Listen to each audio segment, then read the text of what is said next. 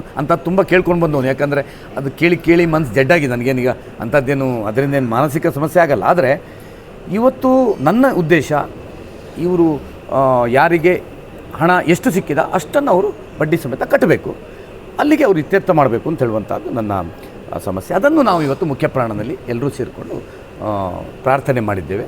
ಸಾವಿರಾರು ಕೋಟಿ ನಾವು ವ್ಯವಹಾರವನ್ನು ಮಾಡ್ತಾ ಇದ್ದೇವೆ.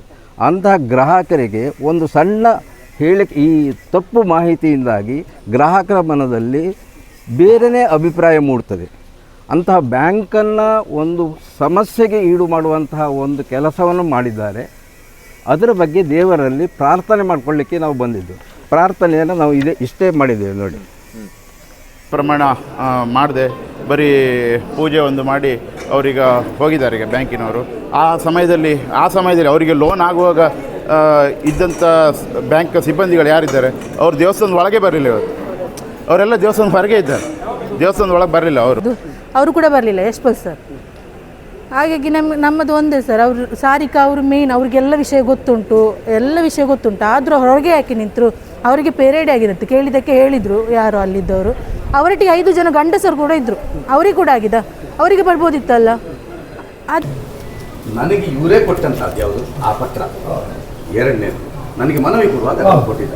ಎರಡನೇದು ಅದಕ್ಕೆ ಹಣೆ ಪ್ರಮಾಣ ಮಾಡಿದಾಗ ಇವ್ರ ಹತ್ರ ಕೇಳಿ ನಾನು ಹಣೆ ಪ್ರಮಾಣ ನಾನು ಲೋನ್ ತಗೊಂಡಿದ್ದೇನೆ, ಅದಕ್ಕೆ ಅವರು ನೋಟಿಸ್ ಕೊಟ್ಟಿದ್ದಾರೆ, ನಾನು ಕಟ್ತೇನೆ ಅಥವಾ ಏನು ಅದಕ್ಕೆ ಕಾನೂನು ನಾನು ಮಾಡ್ತೇನೆ, ಅದಲ್ಲ. ಅದಕ್ಕೆ ಹಣೆ ಪ್ರಮಾಣ ಅಂತ ಹೇಳಿದ್ಮೇಲೆ ನಾನು ಮಾಡ್ಬೇಕು. ಇಲ್ದ್ರೆ ಏನಾಗ್ತದೆ, ಆಡಳಿತ ಮುಕ್ತೇಶ್ವರನಾಗಿ ಹಣೆ ಮುಕ್ತ ಅಂದರೆ ಇಲ್ಲ ಅಂತ ನೀವು ಮಾಡಬೇಕಿಲ್ಲ.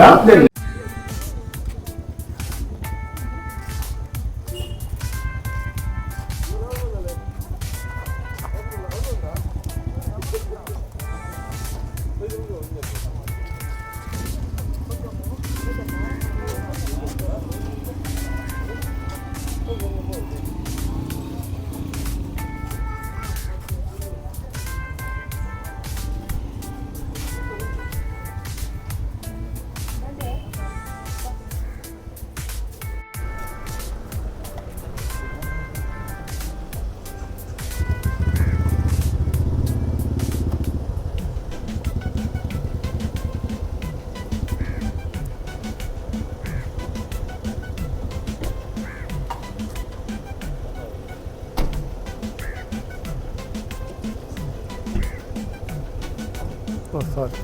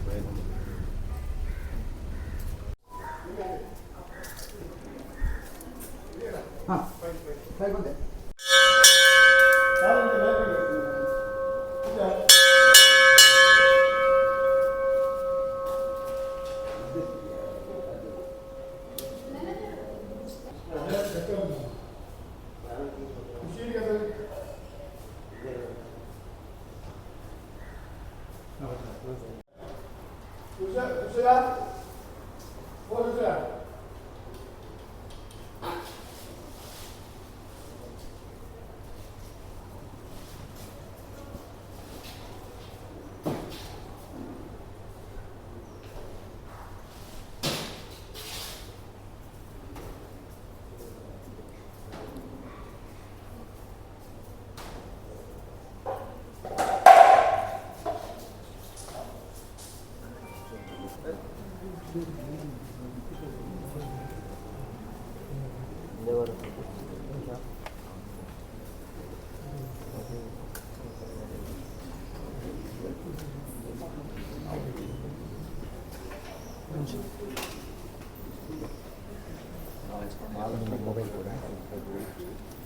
ಇದರ ಸಿಬ್ಬಂದಿ ನಾವು ಮಲ್ಪೆ ಶಾಖೆಯಲ್ಲಿ ನಮ್ಮ ಮಲ್ಪೆ ಶಾಖೆಯಲ್ಲಿ ಕೋಟಿ ಅವ್ಯವಹಾರ ಆಗಿದೆ ಅಂತ ಮಾಜಿ ಶಾಸಕರು ನಮ್ಮ ಬ್ಯಾಂಕಿನಲ್ಲಿ ಅಪವಾದವನ್ನು ಹಾಕಿದ್ದಾರೆ. ಇದು ಸತ್ಯಕ್ಕೆ ದೂರವಾಗಿದೆ.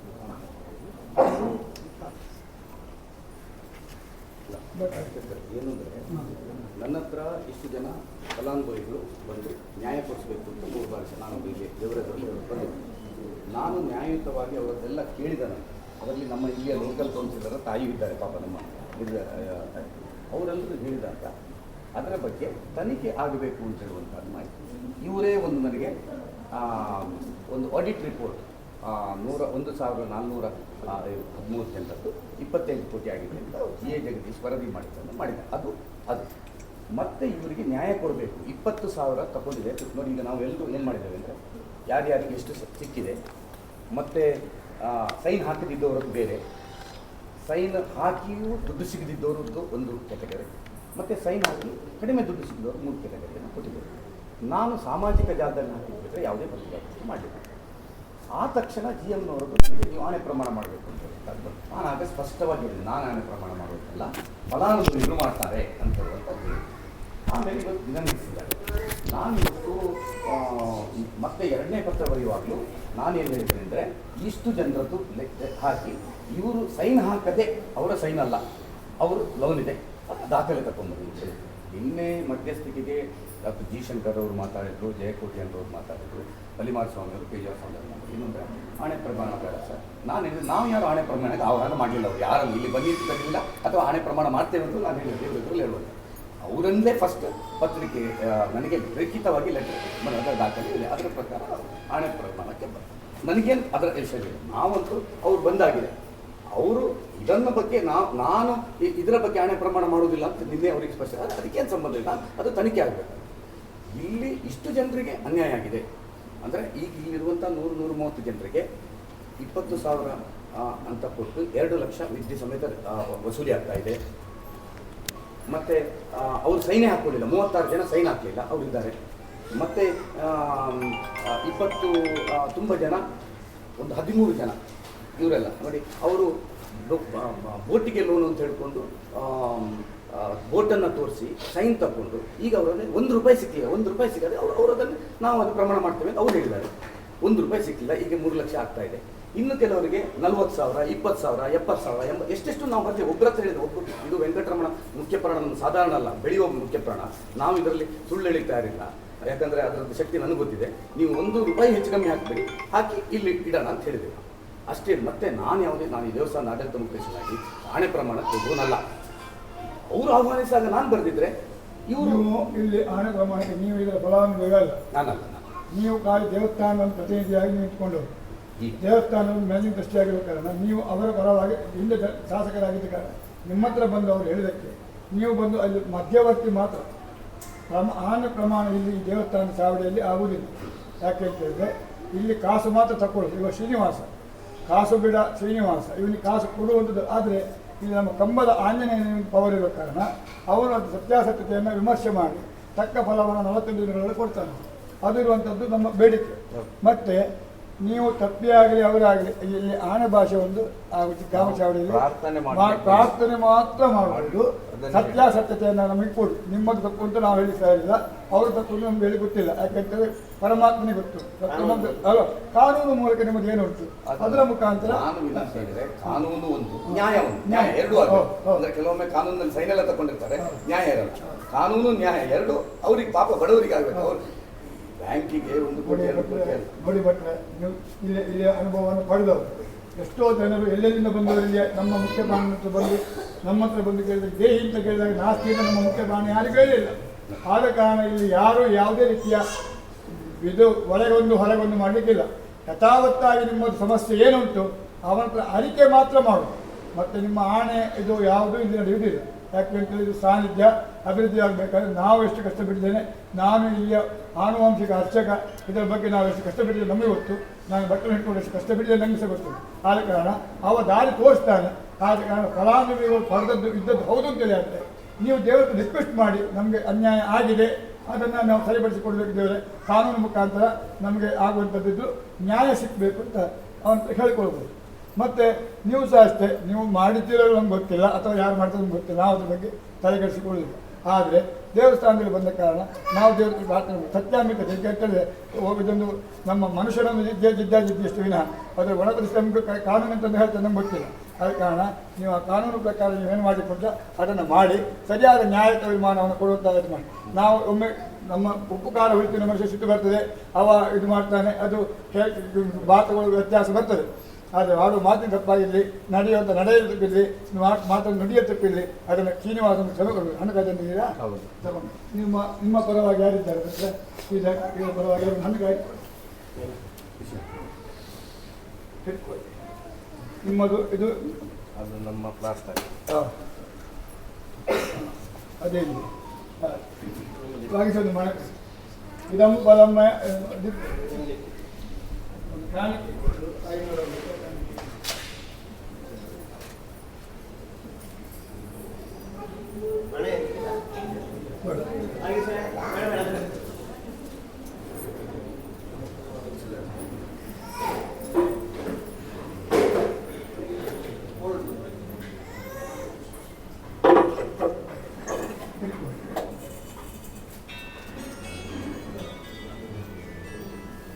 ದೇವರ ಪ್ರಾರ್ಥನೆ ಮಾಡಿಕೊಳ್ಳುವ ಸಿಬ್ಬಂದಿ ವರ್ಗದವರು ಸಹ ಹಾಗೆ ಅಲ್ಲಿ ಅದರ ಒಂದು ಏನು ಸಂಕಷ್ಟಕ್ಕೆ ಒಳಗಾದಂಥ ಭಕ್ತಾಭಿಮಾನಿಗಳು ಪರಮಾತ್ಮನಿಗೆ ಎಲ್ಲರೂ ಒಂದೇ ರೀತಿಯ ಭಕ್ತಿ.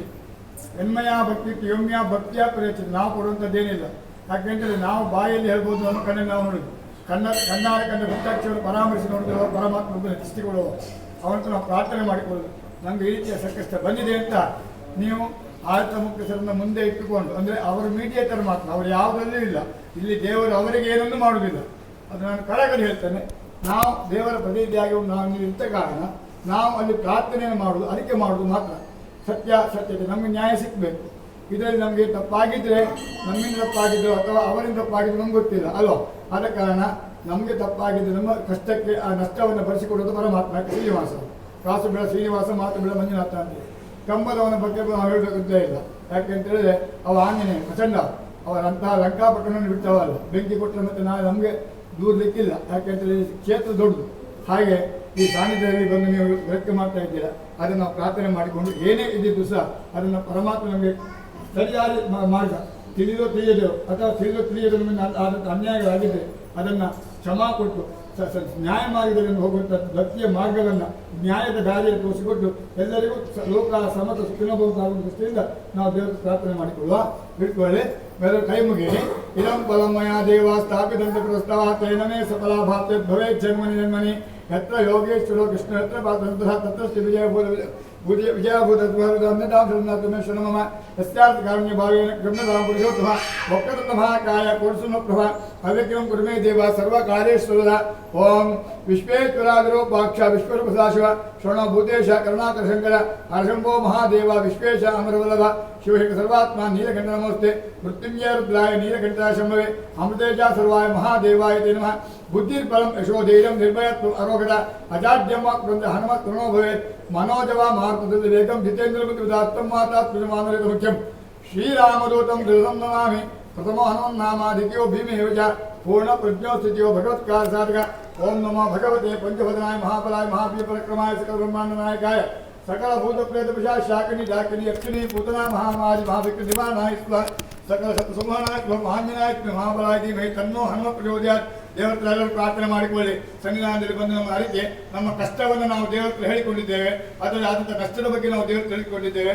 ಈ ಬಗ್ಗೆ ನಾವು ಏನು ಇದರಲ್ಲಿ ವಾದ ವಿವಾದವನ್ನು ಇಲ್ಲಿ ಮಾಡಲಿಕ್ಕಿಲ್ಲ. ಯಾಕೆ ಹೇಳಿದ್ರೆ ಸಾನ್ನಿಧ್ಯ ದೊಡ್ಡದು. ಅದು ಮತ್ತೆ ನಮ್ಮ ವಂಶ ಪಾರಂಪರ್ಯ ಮಕ್ಕಳಿಗೆ ತೊಂದರೆ ಬರುವಂಥ ಇದು ಇರ್ತದೆ.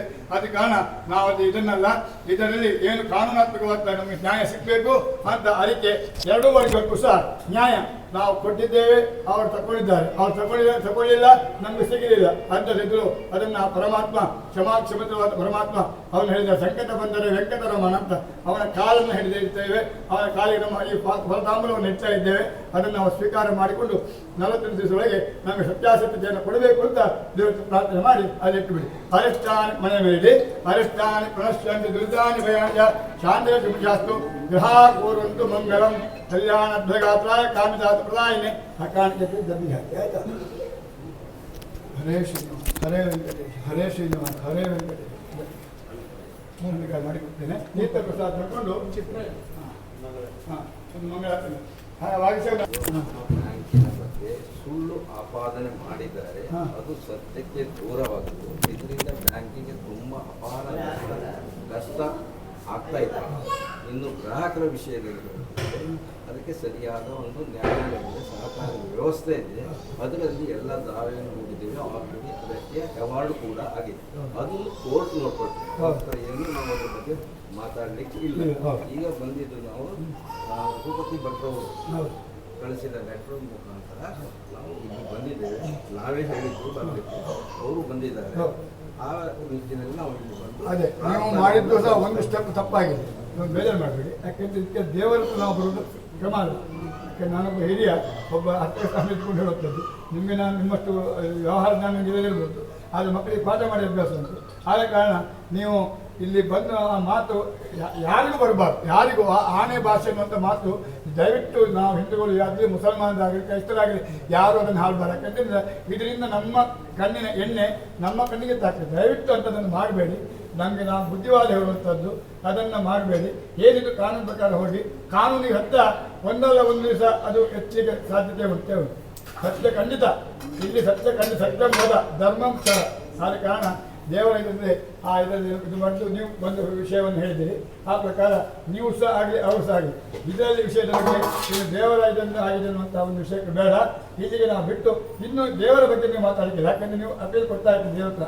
ಅರ್ಜಿ ಕೊಟ್ಟ ನೀವು ನಿಮ್ಗೆ ಗೊತ್ತುಂಟು ಇಲ್ಲಿ ವಿಷಯ ಎಷ್ಟು ಅಂತ ಗೊತ್ತುಂಟು. ನೀವು ಪೇಪರಲ್ಲಿ ಓದಿದ್ದೀರಿ, ಹಾಗೆ ಇಲ್ಲಿ ಕೊಟ್ಟಿದ್ದೀರಿ. ಆ ಪ್ರಕಾರ ದೇವರ ಸಮ್ಮುಖದಲ್ಲಿ ನಾನು ಅದನ್ನು ಕೊಡ್ತೇನೆ. ನಮ್ಮ ಪ್ರೈಮ್ ಮಿನಿಸ್ಟರ್ಗೆ ಸೈನ್ ಹಾಕಬೇಕು. ಪ್ರಧಾನಮಂತ್ರಿ ಕೊಡ್ತೇನೆ. ಪ್ರಧಾನಮಂತ್ರಿ ಅಂತ ಮಾತ್ರ ಗೊತ್ತಿಲ್ಲ. ಹನುಮಂತ ದೇವರಲ್ಲಿ ಇಲ್ಲಿ ಪ್ರಧಾನಮಂತ್ರಿ ಅವರು, ಅಲ್ಲಿ ಇರುವವರು ಪ್ರೈಮ್ ಮಿನಿಸ್ಟರ್ ಸೈನ್ ಹಾಕೋದು ಅವರು. ಆದ ಕಾರಣ ನಿಮಗೂ ನಿಮ್ಮಿಂದ ತಪ್ಪಾಗಿದ್ದು ಅವರಿಂದ ತಪ್ಪಾಗಿದ್ದು ನಮ್ಗೆ ಗೊತ್ತಿಲ್ಲ. ಆ ಬಗ್ಗೆ ಇದು ಬೇಡ, ನಮ್ಗೆ ಬೇಡ. ನಾವು ಧ್ರುವ ಜಾತಿಸಮನ್ನು ಹುಟ್ಟಿದ ಸಾಯಲೇಬೇಕು ಮತ್ತು ಒಳ್ಳೆಯ ಹೆಸರು ಕೊಟ್ಕೊಂಡು ನಾವು ಜೀವನವನ್ನು ಮಾಡುವ. ಒಳ್ಳೆಯ ರೀತಿಯಲ್ಲಿ ಮಿತ್ರ ಬಾಂಧವ್ಯದಲ್ಲಿ ಒಳ್ಳೆಯ ರೀತಿಯಲ್ಲಿ ಇರುವ ಅನ್ನುವಂಥ ಒಂದು ಭಾವನೆಯನ್ನು ಇಟ್ಕೊಳ್ಳಿ. ಎಲ್ಲರೂ ಸಹ ಎಲ್ಲರೂ ಅದನ್ನು ಒಪ್ಪಿಕೊಂಡಲ್ಲ. ಹಾಗೆ ಎಲ್ಲ ರೀತಿಯಲ್ಲಿ ನಾವು ಹುಟ್ಟಿ ಚೆನ್ನಾಗಿರುವಂಥ ಒಂದು ವಿಷಯ ನಾನು ಪ್ರಥಮ ನಂಬಬೇಕಾದ್ರೆ ಸೋಷಿಯಲ್ ಮೀಡಿಯಾದಲ್ಲಿ ಹಾಕಿದ್ದು ತೋರಿಸ್ತೇನೆ. ನಾನು ಹೇಳಿದ್ದು ಇದರಲ್ಲಿ ತನಿಖೆಯಾಗಿ 20,000ದಿಂದ 2 ಲಕ್ಷದ ಡಿಫರೆನ್ಸ್ ಅಮೌಂಟ್ ಯಾರು ತಗೊಂಡಿದ್ದಾರೆ ಅವರಿಂದ GM ತಿಂದಿದ್ದಾರೆ, ವ್ಯವಸ್ಥಾಪನೆ ತಿಂದಿದ್ದಾರೆ, ಆಡಳಿತ ಮಂಡಳಿ ತಿಂದಿದ್ದಾರೆ ಹೇಳಿಲ್ಲ. ಯಾರು ತಿಂದಿದ್ದಾರೆ ಅವರ ಅದು ಇಲ್ಲಿ ಹೋದ ಮ್ಯಾನೇಜರ್ ಆಗಿರೋ ಯಾಕೆ ವಸೂಲಿ ಮಾಡಿ ಪಾಪದವರಿಗೆ ನ್ಯಾಯ ಸಿಗಬೇಕು ಅಂತ ಮಾತ್ರ ಹೇಳಿ. ಒಂದು ನಿಮಿಷ. ಆಮೇಲೆ ನನಗೆ ಇವರೇ ಕೊಟ್ಟಂಥದ್ದು ಯಾವುದು ಆ ಪತ್ರ. ಎರಡನೇದು ನನಗೆ ಮನವಿ ಕೊಡುವಾಗ ಅದನ್ನು ಕೊಟ್ಟಿದ್ದಾರೆ. ಎರಡನೇದು ಅದಕ್ಕೆ ಹಣೆ ಪ್ರಮಾಣ ಮಾಡಿದಾಗ ಇವ್ರ ಹತ್ರ ಕೇಳಿ. ನಾನು ಹಣೆ ಪ್ರಮಾಣ ನಾನು ಲೋನ್ ತಗೊಂಡಿದ್ದೇನೆ, ಅದಕ್ಕೆ ಅವರು ನೋಟಿಸ್ ಕೊಟ್ಟಿದ್ದಾರೆ, ನಾನು ಕಟ್ತೇನೆ ಅಥವಾ ಏನು ಅದಕ್ಕೆ ಕಾನೂನು ನಾನು ಮಾಡ್ತೇನೆ ಅದಲ್ಲ.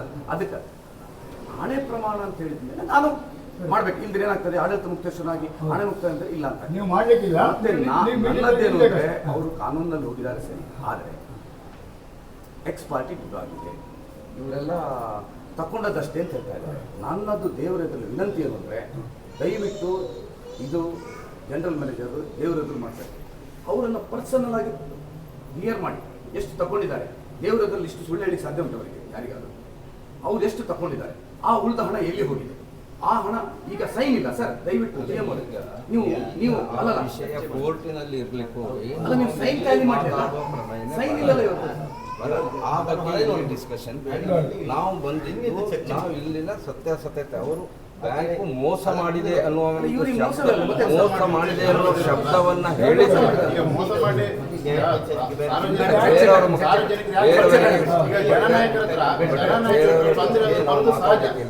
ದೇವರ ಸಾಕ್ಷಿ ಈಗ ನಾನು ಯಾಕೆ ಮಾತಾಡಿದ್ದು, ಅವ್ರು ಮಾತಾಡಿದ್ಮೇಲೆ ನಾನು ಮಾತಾಡೋದು ಅವ್ರು ಯಾಕೆ ಹೇಳಿದ್ದು ನಾನು ಅದಕ್ಕೆ ಉತ್ತರ ಕೊಟ್ಟಿದ್ದೆ. ಉತ್ತರ ಕೊಟ್ಟಿದ್ದಕ್ಕೆ ಈಗ ನೀವು ಇಲ್ಲಿ ಹೇಳಿದ್ದಕ್ಕೆ ನಾನು ಹೇಳಬೇಕಲ್ಲ, ಇಲ್ಲಿ ನಾನು ಯಾಕೆ ಮಾತಾಡ್ಬೇಕು, ನೀವು ಏನು ಹೇಳಿದ್ದು ಅವ್ರೇನು ಮಾತಾಡಲ್ಲ, ಹಣಕಾಯಿ ಮಾಡಿ ಹೋಗ್ತಾರೆ. ದೇವರೆಲ್ಲರಿಗೂ ಸಂತೋಷ ಕೊಡಿ. ದೇವರ ದೀಪ ಮೂಲದಲ್ಲಿ ನಾವು ಪ್ರಾರ್ಥನೆ ಮಾಡಿಕೊಳ್ತಾ ಇದ್ದೇವೆ. ಆ ದೀಪ ಎಲ್ರಿಗೂ ಬೆಳಕನ್ನು ಕೊಡಲಿ ಅಂತ ಎಲ್ಲರಿಗೂ ಬೆಳಕನ್ನು ಕೊಡಿ. ನೀವು ಅದನ್ನು ಹೇಳಿ ಎಲ್ಲರೂ ದೇವಸ್ಥಾನ ಚಾವಡಿ ಹೊರಗೆ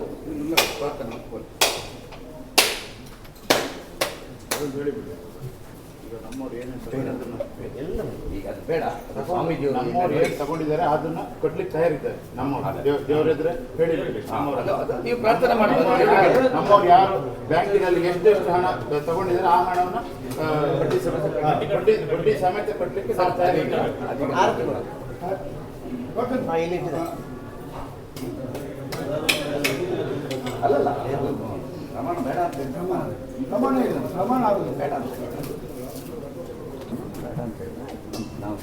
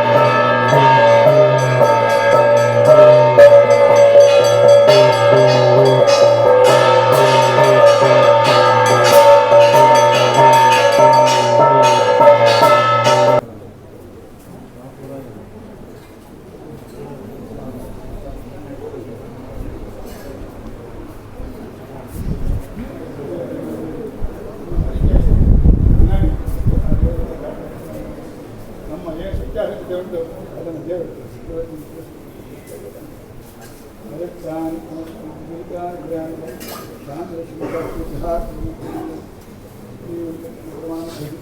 ಹಾಗೆ ವ್ಯವಸ್ಥಾಪಕರು ಏನು ಹೇಳಲಿಕ್ಕಿಲ್ಲ ಅಂತ ಹೇಳಿದ್ರೆ ನೀವು ವ್ಯವಸ್ಥಾಪನ ಸಮಿತಿ ವ್ಯವಸ್ಥಾಪಕರು ಅಲ್ವಾ, ಇನ್ನೊಂದು ದೇವಕ್ಕೆ ನೀವು ಒಂದು ಪ್ರಾರ್ಥನೆ ಮಾಡಿ ಹಣಿಗಳು ಮಾಡಿಕೊಂಡು ಹೋಗುದು. ಏನು ನಮ್ಮ ನಡೆಯಲ್ಲಿ ನುಡಿಯಲ್ಲಿ ತಪ್ಪಾಗಿದೆ ಅದನ್ನು ಶ್ರಮ ಕೊಟ್ಟು ಗಮನಾಕಾಂತ ಪರಮಾತ್ಮ. ಯಾಕೆಂದರೆ ಅವ್ರು ಕಾಲು ಹಿಡಿದು ಹೇಳ್ತಾರೆ, ಯಾಕೆಂದರೆ ಅಂತ ನಮ್ಮ ತಪ್ಪ ನಮ್ಮ ದೊಡ್ಡ ಕಾರ್ಯದಲ್ಲಿ ಮುಗಿದಿರ್ತಾರೆ. ಹಾಗೆ ಆ ದೇವರಿಂದ ಏನಾದರೂ ಕಡಿಮೆ ಆಗಿದೆ ಅದನ್ನು ಇದು ಮಾಡಿಕೊಟ್ಟು ನಮಗೆ ನ್ಯಾಯ ಸಿಗಬೇಕು. ಅವರು ಅಪಾದನೆ ಮಾಡಿದರೆ ಇವರು ಅಪಾದನೆ ಮಾಡಬೇಕು.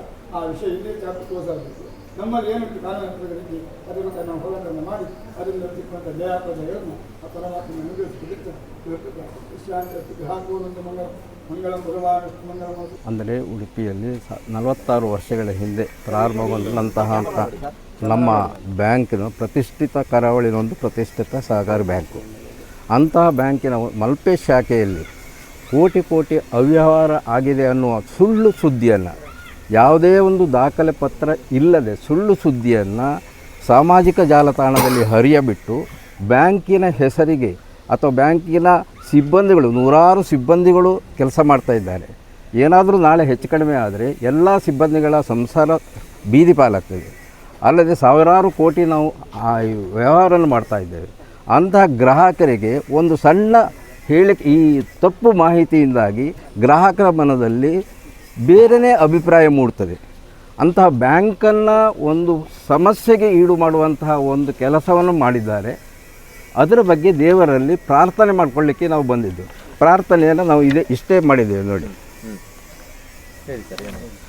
Mahalakshmi cooperative bank limited Udupi ಇದರ ಸಿಬ್ಬಂದಿಗಳಾದ ನಾವು ನಮ್ಮ ಮಲ್ಪೆ ಶಾಖೆಯಲ್ಲಿ ಕೋಟಿ ಅವ್ಯವಹಾರ ಆಗಿದೆ ಎಂದು ಮಾಜಿ ಶಾಸಕರು ಸಾಮಾಜಿಕ ಜಾಲತಾಣದಲ್ಲಿ ಹರಿದು ಬಿಟ್ಟಿರುವ ಹೇಳಿಕೆಯು ಸತ್ಯಕ್ಕೆ ದೂರವಾದ ವಿಷಯವಾಗಿರುತ್ತದೆ ಎಂದು ಶ್ರೀ ದೇವರ ಸನ್ನಿಧಿಯಲ್ಲಿ ಪ್ರಾರ್ಥನೆ ಮಾಡಿರುತ್ತೇವೆ. ಎಲ್ಲ ಸಿಬ್ಬಂದಿಗಳ ಪರವಾಗಿ ಈ ಒಂದು ಇದನ್ನು ನಾವು ದೇವರಿಗೆ ಅರ್ಪಿಸಿದ್ದೇವೆ.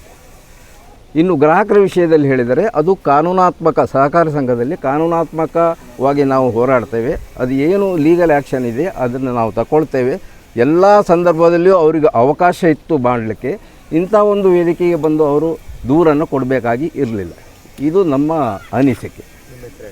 ನನ್ನ ಹೆಸರು ಶರತ್ ಕುಮಾರ್ ಶೆಟ್ಟಿ, ಮ್ಯಾನೇಜಿಂಗ್ ಡೈರೆಕ್ಟರ್.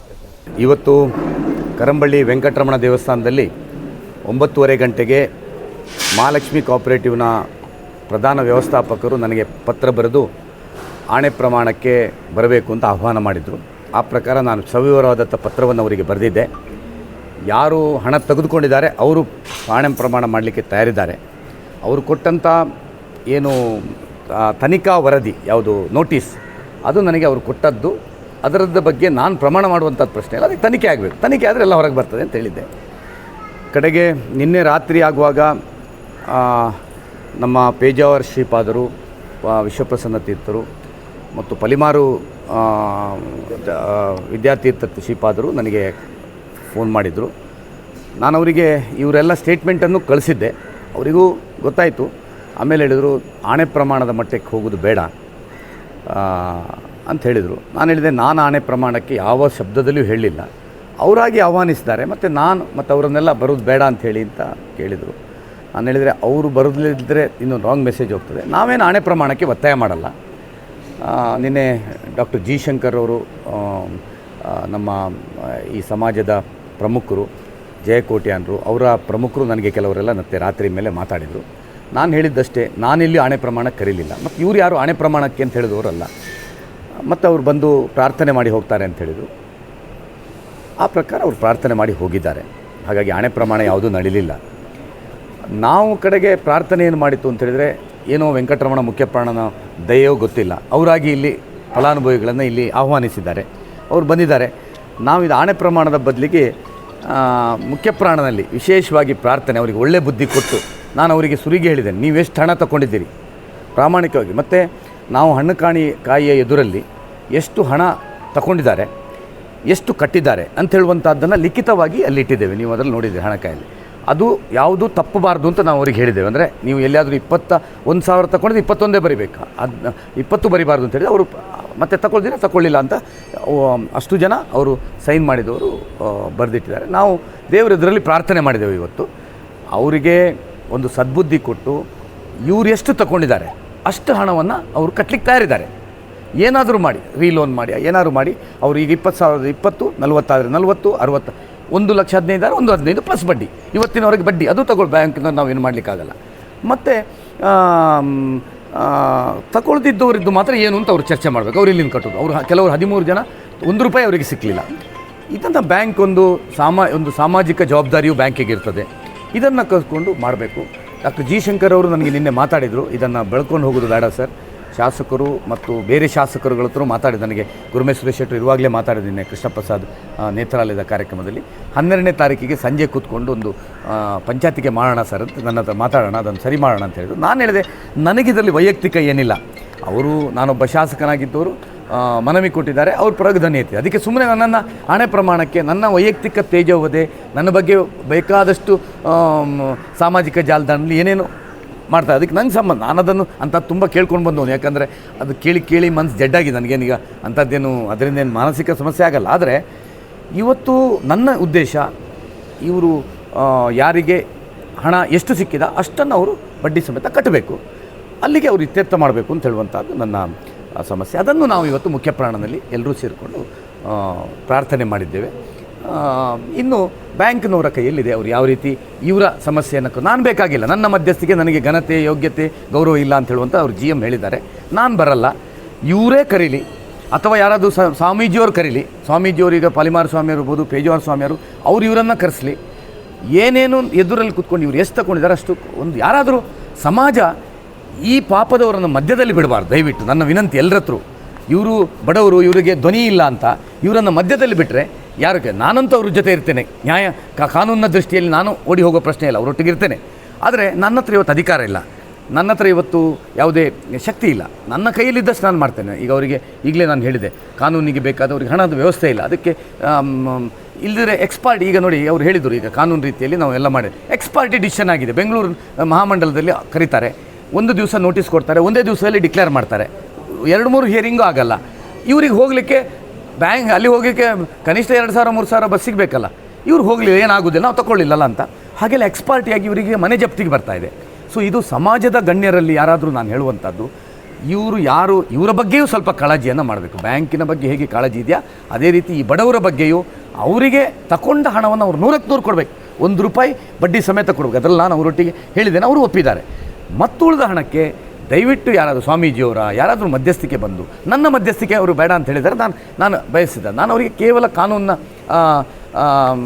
ಸಲಹೆ ಮತ್ತು ಕಾನೂನಿನ ಸಹಕಾರ ನನ್ನ ಕೈಲಾದಷ್ಟು ನಾನು ಅವರಿಗೆ ಬೇಕಾದಂಥ ಹಣಕಾಸಿನ ಕಾನೂನಿಗೆ ಅವರು ತಿಳಿದಿದ್ದನ್ನು ನಾನು ಮಾಡ್ತೇನೆ. ಅದನ್ನು ನಾನು ಇವತ್ತು ನನಗೆ ಮನಸ್ಸಿಗೆ ಕಾಣಿದೆ ಅವರಿಗೆ ಮಾಡಬೇಕು ಅಂತ ಅದನ್ನು ಮಾಡ್ತೇನೆ. ಆದರೆ ಇದಕ್ಕೆ ಯಾರಾದರೂ ಮಧ್ಯಸ್ಥಿಕೆ ಬರಬೇಕು. ಕಾನೂನಲ್ಲಿ ನಾನು ನಿಮಗೆ ಮಾಧ್ಯಮದ ಮೂಲಕ ಸ್ಪಷ್ಟ ಹೇಳ್ತೇನೆ, ಅವ್ರು ಏನಲ್ಲಿ ಹೇಳ್ತಾ ಇದ್ದಾರೆ ಅಂದರೆ ಕಾನೂನು. ಸರ್, ಕಾನೂನಿನ ಪ್ರಕಾರ ಇವ್ರ ಹೆಸರಲ್ಲಿ ಹಣ ಡ್ರಾ ಆಗಿದೆ, ಇವರೇ ಡ್ರಾ ಮಾಡಿದಾಗಿದೆ. ಯಾವುದು ವಿಡ್ರಾ ಸ್ಲಿಪ್, ಏನಕ್ಕೆ ಚೆಕ್ಕಲ್ಲ, ವಿಡ್ರಾ ಸ್ಲಿಪ್ಪಲ್ಲಿ ಡ್ರಾ ಆಗಿದೆ. ಹಾಗಾಗಿ ಅವ್ರು ತಗೊಂಡಿದ್ದು ಅಂತಿದೆ. ಆದರೆ 36 ಜನ ಯಾರು ಸೈನ್ ಹಾಕಲಿಲ್ಲ ಅದನ್ನು ಪರಾಮರ್ಶಿದೆ, ಅವರೇ ಸೈನೇ ಅಲ್ಲ. ಒಬ್ಬರು ಯಾರೋ ಒಬ್ಬರು ಇದ್ದಾರೆ, ಅವ್ರದ್ದು ಬೇಕಾದ್ರೆ ನೀವು ಮಾತಾಡಿಸಿ. ಅವ್ರು ಹೆಬ್ಬೆಟ್ನವರು, ಏನು ಹೆಸರು ಅವ್ರದ್ದು, ಝೈನಾಬಿ ಅಂತ, ಅವ್ರು ಹೆಬ್ಬೆಟ್. ಅಲ್ಲಿ ಅವ್ರದ್ದು ಸೈನ್ ಇದೆ. ಇಲ್ಲಿ ನಮ್ಮ ಗಿರಿಧರಾಚಾರ್ಯ ಅಂತ ಅವರು ನಮ್ಮ ಕೌನ್ಸಿಲರ್ ತಾಯಿ, ಅವರದ್ದು ಸೈನ್ ಅವ್ರ ಪಾಪ ಹೋಗಿ ನೋಡಿದ್ದಾರೆ, ಅವ್ರು ಸೈನ್ ಅಲ್ಲ. ಇಂಥದ್ದು 36 ಜನ ಇದ್ದಾರೆ ಅವರಂತೂ. ಆದರೆ ಅವ್ರಿಗೇನಾಗಿದೆ, ಎಕ್ಸ್ಪಾರ್ಟಿ ಡಿಕ್ರಿ ಆಗಿದೆ. ಏನಕ್ಕೆ, ಅವರ ಜಪ್ತಿಗೆ. ಸೊ ಇದನ್ನು ಈ ಥರ ಜಿದ್ದಾಜಿದ್ದಿಯಲ್ಲಿ ಹೋಗಿದೆ. ನಾನು ಬ್ಯಾಂಕಿನ ಆಡಳಿತ ಮಂಡಳಿಗೆ ಕೈ ಮುಗಿದು ವಿನಂತಿ ಮಾಡ್ತೇನೆ, ಇದರಲ್ಲಿ ಜಿದ್ದಾಜಿದ್ದಿ ಬೇಡ. ಅವರನ್ನು ಕರೆಸಿ, ನೀವೇ ಕರೆಸಿ, ಯಾರೋ ಒಬ್ಬರನ್ನು, ಸ್ವಾಮೀಜಿಗಳನ್ನು, ಸಮಾಜದ ಗಣ್ಯರು, ಜಿ ಶಂಕರ್ ಅವರು ಇರ್ಬೋದು, ಅಥವಾ ಜಯಕೋಟ್ಯಾನರು, ಮಹಾಜನ ಸಂಘದ ಅಧ್ಯಕ್ಷರು, ಯಾರು ಅಂತ ಗಣ್ಯರನ್ನು ಮಧ್ಯೆ ಇಟ್ಟು ಇವರನ್ನು ಕರೆತು ನ್ಯಾಯ ಮಾಡಿ, ಇವ್ರದ್ದು ಕ್ಲೋಸ್ ಮಾಡಿ. ಪಾಪ ಇವರಿನ್ನು ಯಾರ್ಯಾರೋ ಮನೆ ಬಾಗಿಲಿಗೆ ಮತ್ತಿಲ್ದಿರ ಏನಾಗ್ತದೆ ಹೇಳಿ, SIT ಮಾಡಿ ಕೇಳಲೇಬೇಕಾಗ್ತದೆ ನಾವು. ಸಾಮಾಜಿಕ ಅದು ಯಾವುದೂ ಬೇಡ, ಇವರಿಗೆ ಸೆಟ್ಲ್ ಆದರೆ ಯಾವ SIT ಬೇಡ, ಏನೂ ಬೇಡ. ಇವರದ್ದು ಮತ್ತು ಇವ್ರು ಎಷ್ಟು ತಗೊಂಡಿದ್ದಾರೆ ಅಷ್ಟು ಕಟ್ಟಬೇಕು. ಅದನ್ನು ಒಂದು ಯಾರಾದರೂ ಮಧ್ಯಸ್ಥಿಕೆ ಬಂದು ಮಾಡಿ. ಮತ್ತು ನಾನು ಅದರಲ್ಲಿ ಇನ್ನೇನು ಹೆಚ್ಚು ಕದಕುವಂಥ ಪ್ರಶ್ನೆ ಇಲ್ಲ. ಅವರಿಗೆ ನಾನು ಕಾನೂನಿನ ಬಂದು ನಾನು ಮಾಡ್ತೇನೆ. ಹಾಗಾಗಿ ಇವತ್ತು ಆಣೆ ಪ್ರಮಾಣ ಅವರೇ ಹೇಳಿದ್ದು, ಅವರೇ ಬೇಡ ಅಂತ ಸ್ವಾಮೀಜಿಯವರು ಹೇಳಿದರು, ಮತ್ತು ಜಿ ಶಂಕರ್ ಹೇಳಿ ನಾನು ಒಪ್ಪಿದೆ. ನಾನು ಅದಕ್ಕೆ ಹಠ ಹಿಡಿಲ್ಲ, ಇಲ್ಲ ಅವ್ರು ಆಣೆ ಪ್ರಮಾಣ ಮಾಡಬೇಕು ಅಂತ. ನಾವು ಈಗ ಬಂದವರು ಪ್ರಾರ್ಥನೆ ಮಾಡಿದ್ದೇವೆ, ಅವರಿಗೊಂದು ನ್ಯಾಯ ಸಿಕ್ಕಲಿ, ನಮ್ಮ ಮುಖ್ಯ ಪ್ರಾಣ ವೆಂಕಟರಮಣನಿಂದಾದರೂ ನ್ಯಾಯ ಸಿಕ್ಕಲಿ ಅಂತ ಪ್ರಾರ್ಥನೆ ಮಾಡಿದ್ದೇವೆ. ಹಾಗಾಗಿ ಇಷ್ಟು ಇವತ್ತು ನಡೆದ ವಿವರ. ಇವತ್ತು ನಮ್ಮನ್ನು ಸಂತ್ರಸ್ತರನ್ನು ಮತ್ತು ಎಲ್ಲರನ್ನೂ ಕೂಡ ನಮ್ಮ ಜೊತೆಗೆ ಸೇರಿದಂಥ ಎಲ್ಲ ಮಾಜಿ ಶಾಸಕರನ್ನು, ಇವರನ್ನು ಎಲ್ಲರನ್ನೂ ಕೂಡ ಆಣೆ ಪ್ರಮಾಣಕ್ಕೆ ಅಂತ ಬರಲಿಕ್ಕೆ ಹೇಳಿ ಆಣೆ ಪ್ರಮಾಣ ಮಾಡದೆ ಬರೀ ಪೂಜೆ ಒಂದು ಮಾಡಿ ಅವರೀಗ ಹೋಗಿದ್ದಾರೆ ಈಗ ಬ್ಯಾಂಕಿನವರು. ಆ ಸಮಯದಲ್ಲಿ ಅವರಿಗೆ ಲೋನ್ ಆಗುವಾಗ ಇದ್ದಂಥ ಬ್ಯಾಂಕ್ ಸಿಬ್ಬಂದಿಗಳು ಯಾರಿದ್ದಾರೆ, ಅವರು ದೇವಸ್ಥಾನದ ಒಳಗೆ ಬರಲಿಲ್ಲ. ಇವತ್ತು ಅವರೆಲ್ಲ ದೇವಸ್ಥಾನದ ಹೊರಗೆ ಇದ್ದಾರೆ, ದೇವಸ್ಥಾನದ ಒಳಗೆ ಬರಲಿಲ್ಲ ಅವರು. ಮತ್ತು ಈಗ ನನ್ನ ಬಗ್ಗೆ ಈಗಲೇ ನಮ್ಮ ದಕ್ಷಿಣ ಕನ್ನಡ ಮಗುವೀರ ಮಹಾಜನ ಸಂಘಕ್ಕೆ ನೋಟಿಸ್ ಎಲ್ಲ ಕೊಟ್ಟಿದ್ದಾರೆ. ನನ್ನ ಬಗ್ಗೆ ಮತ್ತು ಪ್ರಸರಾಜ್ ಕಾಂಚನ್ ಅವ್ರ ಬಗ್ಗೆ ನೋಟಿಸ್ಗಳನ್ನೆಲ್ಲ ಮಾಡಿದ್ದಾರೆ ಅವರು. ನಾನು ಕೇಳ್ತೇನೆ ಅವರಿಗೆ, ಶರತ್ ಶೆಟ್ಟಿ ಅವ್ರ MD ಅವ್ರಿಗೆ ಕೇಳ್ತೇನೆ, ಅವರು ನಮ್ಮ ಸಮುದಾಯದವರ, ಅವರು ನಮ್ಮ ಸಮುದಾಯಕ್ಕೆ ಅವ್ರ ಬಗ್ಗೆ ಕ್ರಮ ತಗೊಳ್ಳಿ. ಬೇರೆ ಬೇರೆ ರೀತಿಯಲ್ಲಿ ನೋಟಿಸ್ಗಳನ್ನು ಮಾಡಿದ್ದಾರೆ ಅವರು. ಮತ್ತು ಯಶ್ಪಾಲ್ ಸೋಣ್ ಅವರು ಶಾಸಕರಾಗಿದ್ದಾರೆ. ಈಗ ಅವರಿಗೆ ಶಾಸಕ ಸ್ಥಾನವೂ ಬೇಕು, ಮಹಾಲಕ್ಷ್ಮಿ ಕೋಆಪರೇಟಿವ್ ಬ್ಯಾಂಕಿನ ಅಧ್ಯಕ್ಷಗಿರಿಯೂ ಬೇಕು, ಫೆಡರೇಷನ್ನ ಅಧ್ಯಕ್ಷನೂ ಬೇಕು. ಹಾಗಾದರೆ ಮಗುವೀರ ಸಮುದಾಯದಲ್ಲಿ ಬೇರೆ BJP ಕಾರ್ಯಕರ್ತರೇ ಆಗಲಿ ಬೇಕಾದರೆ ಇಲ್ವ, ಬೇರೆಯವರು ಇಲ್ವ, ಒಳ್ಳೆಯ ಯುವಕರು ಸಮಾಜಕ್ಕೆ ಬೇಕಾಗುವಂಥವರು ಇದ್ದಾರಲ್ಲ. ಹಾಗಾಗಿ ಇದ್ರ ಬಗ್ಗೆಯೂ ಕೂಡ ನಮ್ಮ ಮಗುವೀರ ಸಮುದಾಯದವರು ಎಲ್ಲ ಆಲೋಚನೆ ಮಾಡಬೇಕಂತ ನಾನು ಕೇಳಿಕೊಳ್ತೇನೆ. ಈ ಹೋರಾಟ ಈಗಾಗಲೇ ನಮ್ಮ ನಾಯಕರೆಲ್ಲ ಹೇಳಿದ್ದಾರೆ. ಈಗ ಜಯಪ್ರಕಾಶ್ ಹೆಗಡೆಯವರು ಮತ್ತು ಪ್ರಸರಾಜ್ ಕಾಂಚನು ಮತ್ತು ಇವರು ರಘುಪತಿ ಭಟ್ರವರೆಲ್ಲ ಹೇಳಿದ್ದಾರೆ. ಇದೀಗ ಇವರು ರಘುಪತಿ ಭಟ್ರು ಹೇಳಿದ ಮಾತಿನ ಪ್ರಕಾರ ಆದರೆ ಸಂತೋಷ ಪಡ್ತೇವೆ. ಇಲ್ಲಾಂದರೆ ಅದು ಯಾವ ಮಟ್ಟಕ್ಕೆ ಹೋಗ್ಲಿಕ್ಕೂ ನಾವು ತಯಾರಿದ್ದೇವೆ. ನಾವು ಬಿಡುವ ಪ್ರಶ್ನೆ ಇಲ್ಲ. ಇವರನ್ನು ಎಷ್ಟು ಸುಲಭದಲ್ಲಿ ನಾವು ಬಿಡೋದಂತೂ ಇಲ್ಲ. ಯಾವ ಮಟ್ಟಕ್ಕೆ ಹೋದರೂ ನಾವು ತಯಾರಿದ್ದೇವೆ. ಅಂತೂ ಅನ್ಯಾಯ ಆಗಲಿಕ್ಕೆ, ಸಂತ್ರಸ್ತರಿಗೆ ಅನ್ಯಾಯ ಆಗಲಿಕ್ಕೆ ಬಿಡುವುದಿಲ್ಲ. ಸ್ವಾಮೀಜಿಗಳೆಲ್ಲ ಎಂಟ್ರಿ ಕೊಟ್ಟಿದ್ದಾರೆ ಈ ಒಂದು ಪ್ರಕರಣಕ್ಕೆ ಸಂಬಂಧಿಸಿದಂತೆ, ಹಿರಿಯರೆಲ್ಲ ಎಂಟ್ರಿ ಕೊಟ್ಟಿದ್ದಾರೆ. ಯಾವ ಒತ್ತಡಕ್ಕೆ ಬರುವ ಸಾಧ್ಯತೆ ಇದೆ? ಒತ್ತಡಕ್ಕೆ ಮಣಿಯುವ ಪ್ರಶ್ನೆ ಇಲ್ಲ. ಒತ್ತಡಕ್ಕೆ ಮಣಿಯೋದು ನಾನು ಯಾವಾಗ ಮಣಿಬೋದಿತ್ತು. ನಾನು ಈ ಪ್ರಕರಣ ಇದು ಸ್ಟಾರ್ಟ್ ಮಾಡುವಾಗ ನನ್ನ ಜೊತೆ ಯಾರು ಇರಲಿಲ್ಲ. ಬೇರೆ ಬೇರೆ ಬೆದರಿಕೆ ಕಾರ್ಯಗಳು, ಬೇರೆ ಬೇರೆ ಆಮಿಷಗಳು, ಬೇರೆ ಬೇರೆ ಎಲ್ಲ ಬಂದಿದೆ. ಆದರೆ ಅದಕ್ಕೆಲ್ಲ ಮಣಿಯುವಂಥ ಅವಶ್ಯಕತೆ ನನಗಿಲ್ಲ. ನಮ್ಮ ತಾಯಿ, ನಾವು ಕೂಡ ಬಡತನದಲ್ಲಿ ಬಂದವರು, ನಮ್ಮ ಅಕ್ಕ ತಂಗಿ ಹಾಗೆ ಎಲ್ಲ ಇದ್ದಾರೆ, ಎಲ್ಲ ಬಡವರೇ ಇರೋದು. ಇವರಿಗೆಲ್ಲ ನ್ಯಾಯ ಕೊಡಿಸೋದೇ ನಮ್ಮ ಕರ್ತವ್ಯ ಆಗಿದೆ. ಈಗ ಒಂದು ಮಧ್ಯಸ್ಥಿಕೆ ಇಲ್ಲಂದರೆ ಕಾನೂನು ಹೋರಾಟ. ಕಾನೂನು ಹೋರಾಟ, ಒಟ್ಟಾರೆ ನ್ಯಾಯ ಸಿಗಬೇಕು ನಮಗೆ. ನಾಗೇಂದ್ರ ಪತ್ರನ್, ಕೋಟ. ಇವರು ಇವತ್ತು ಪ್ರಮಾಣ ಆಣೆಗಂತ ಕರೆದಿದ್ರು ದೇವಸ್ಥಾನಕ್ಕೆ, ಅವರಾಗಿ ಕರೆದಿದ್ರು. ನಾವೆಲ್ಲ ಒಪ್ಪಿದ್ವಿ, ನಮಗೇನಿಲ್ಲ, ನಾವು ತಪ್ಪು ಮಾಡಲಿಲ್ಲ, ನಾವು ಹಣ ತೆಗಿಲಿಲ್ಲ. ತೆಗೆದದ್ದು 2,20,000 ನಮಗೆ ಕೊಟ್ಟಿದ್ದಾರೆ. 2 ಲಕ್ಷ ಅವರವರೇ ಏನು ಮಾಡಿದ್ದಾರೆ ಗೊತ್ತಿಲ್ಲ ಸರ್. ಅದಕ್ಕಂತ ಇವತ್ತು ಪ್ರಮಾಣ ಆಣೆಗಂತ ಕರೆದಿದ್ರು. ನಾವು ಎಲ್ಲರೂ ಬಂದಿದ್ವಿ. ಆಗ ಇದ್ದ ಸಿಬ್ಬಂದಿಗಳು ಒಬ್ಬರು ಇವತ್ತಿಲ್ಲ. ಮೇಯ್ನ್ ಇದ್ದವರು ಹೊರಗೆ ನಿಂತಿದ್ದಾರೆ, ಒಳಗೆ ಬರಲಿಲ್ಲ ದೇವಸ್ಥಾನಕ್ಕೆ. ಮೇಯ್ನ್ ಇದ್ದವರು, ಅದು ಸಾರಿಕಾ ಅಂತ. 2021ರಲ್ಲಿ ನಮಗೆ ಲೋನ್ ಸಿಕ್ಕುವ ಟೈಮಲ್ಲಿ ಇದ್ದ ಸಿಬ್ಬಂದಿಗಳು, ಸುಬ್ಬಣ್ಣ ಇರುವ ಟೈಮಲ್ಲಿ ಇದ್ದ ಸಿಬ್ಬಂದಿ ಒಬ್ಬರು ಇಲ್ಲ. ಎಲ್ಲ ಹೊಸತವರ ತಲೆಗೆ ಹಾಕಿದ್ದಾರೆ. ಎಲ್ಲರೂ ಈಗ ಅವರನ್ನು ಬಲಿಪಶು ಮಾಡ್ತಿದ್ದಾರೆ. ಒಬ್ಬರು ಸ್ಟಾಫ್ನವರಾಗಲಿ ಯಾರಾಗಲಿ ಬೇಡ ಸರ್. MLA ಇದು ಬ್ಯಾಂಕಿನ ಮ್ಯಾನೇಜರ್, ಇದು ಚೇರ್ಮನ್ ಅವರು ಕೂಡ ಬರಲಿಲ್ಲ. ಅವ್ರು ಮೇನ್ ಬೇಕಿತ್ತಲ್ಲ ಇದಕ್ಕೆ, ಅವರು ಕೂಡ ನ್ಯಾಯ ಕೊಡಬೇಕಲ್ಲ. ಅವರು ಕೂಡ ಅವರೇ ಎಲ್ಲ ಆಣೆ ಭಾಷೆಗೆ ಕರೆದದ್ದು, ಅವರು ಕೂಡ ಬರಲಿಲ್ಲ ಯಶ್ಪಾಲ್ ಸರ್.